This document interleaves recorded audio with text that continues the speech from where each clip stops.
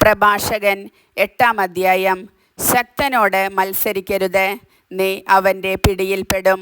ധനവാനുമായി കലഹിക്കരുത്, അവൻ നിന്നെ നശിപ്പിക്കും. സ്വർണം അനേകരെ നശിപ്പിച്ചിട്ടുണ്ട്, രാജാക്കന്മാരെ വഴിതെറ്റിച്ചിട്ടുണ്ട്. വായാടിയോട് വാദിച്ച് അവൻ്റെ അഗ്നിയിൽ വിറകിട്ട് കൊടുക്കരുത്. സംസ്കാരശൂന്യനോട് അധികം അടുക്കരുത്, നിന്റെ പൂർവികന്മാർ കൂടി അപമാനമേൽക്കും. പശ്ചാത്തപിക്കുന്ന പാപിയെ പരിഹസിക്കരുത്, നമുക്കും തെറ്റുപറ്റിയിട്ടുണ്ടെന്ന് ഓർക്കണം.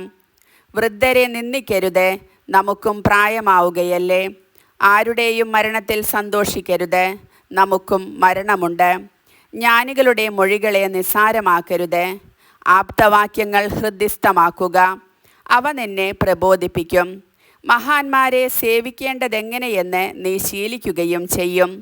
വൃദ്ധരുടെ ഉപദേശം ആദരിക്കുക, എന്തുകൊണ്ടെന്നാൽ അവർ തന്നെ തങ്ങളുടെ പിതാക്കന്മാരിൽ നിന്നാണ് പഠിച്ചത്.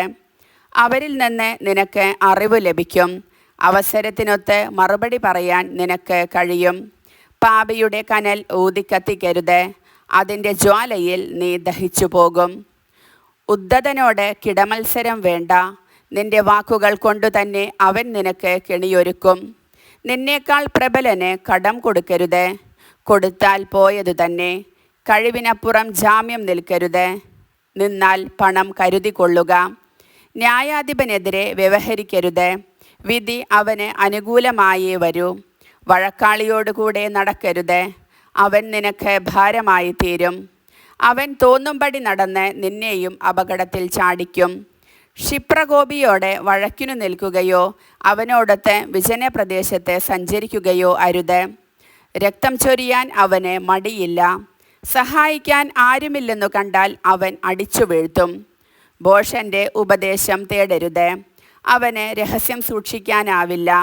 ഗോപ്യമായിരിക്കേണ്ടതൊന്നും അന്യർ കാണുകെ ചെയ്യരുത്, അവൻ അത് എങ്ങനെ മുതലാക്കുമെന്ന് ആർക്കറിയാം.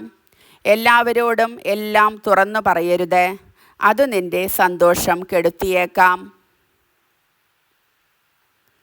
കർത്താവിൻ്റെ വചനം.